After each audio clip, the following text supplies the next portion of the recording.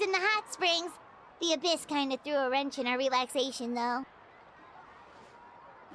Still, spending time here really has felt like a vacation. The Kaholasaurs are so nice and so fun to play with. Their bellies are super bouncy. Oh, and Atea's snacks were so delicious. She gave Paimon some for the road just this morning, actually.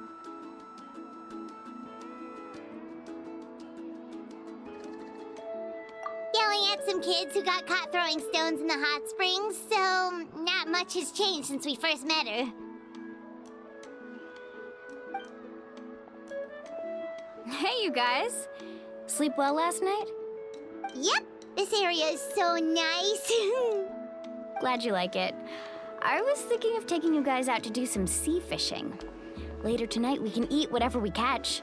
Fresh fish is absolutely delicious right off the grill. Hey, MUALANI! Yeah? What do you need? The team sent out to fight in the Night Warden Wars has returned. And Kachina? Is she back as well? Kachina fell in battle.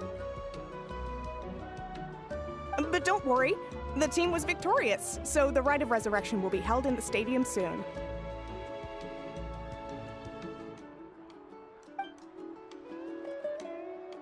That's a relief. The Abyss is cunning, and it was her first time. Mistakes are bound to happen. Exactly. She deserves to hold her head up high. All right, thanks for letting me know. We'll head out in a bit. Jeez, she sounded a little anxious there. Had me thinking it was bad news for a moment. MUALANI, you said the Abyss was cunning just now, but it seems like the Abyss just wants to destroy everything. Like, think about all those monsters that attacked your tribe. If there really was some sort of cunning plan, wouldn't it make more sense to send them to attack Kachina and her small team? Not that Paimon wants them to be in any more danger, it's just... Relax, I get it. The Abyss is difficult to understand, that's for sure. At a glance, it certainly seems like the only goal is total destruction. The Abyss isn't a living entity after all, so what capacity for logic or planning could it possibly possess? But through our long history of fighting the Abyss, we've realized things aren't quite so simple. 500 years ago, the Abyss invaded Teyvat. You know about that, right?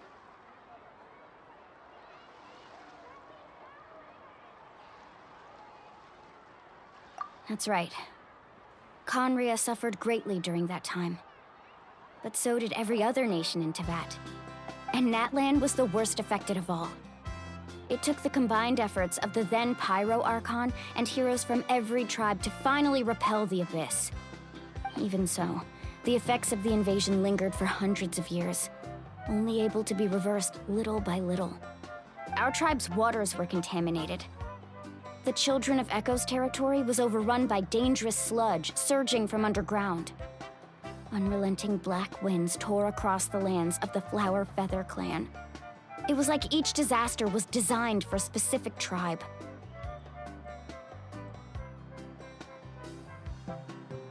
Exactly. We once thought that the Abyss's desire for destruction was a sort of primal instinct, but its methods are, in truth, marked by intelligence. We now believe the Abyss has invaded the Night Kingdom, and has the capacity to read the memories of this land at any given moment. And that's how it became so dangerous and cunning. Almost like it knows you inside and out. Yes, and that's why we've been unable to fully eradicate it, even after all this time.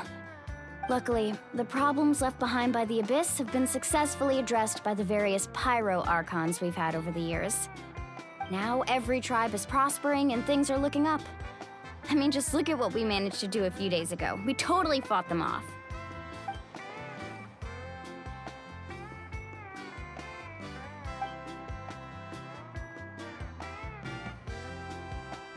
You must have had to sacrifice a lot to get to this point. Every battle, every sacrifice is in pursuit of a future where we get to stop fighting. Responsibility, duty, unavoidable burden. Everyone in Natlan views the war differently. But I believe we will be rid of the Abyss one day. And the efforts of all who fought against them will become a story for the ages. To think that my name could survive in ballads passed down to future generations, it's kind of romantic. Everyone has something that drives them forward, you know? We have to. Not only for ourselves, but for our future. Anyway, let's head to the stadium. Our fishing trip can wait until Kachina's back with us. The sea's not going anywhere.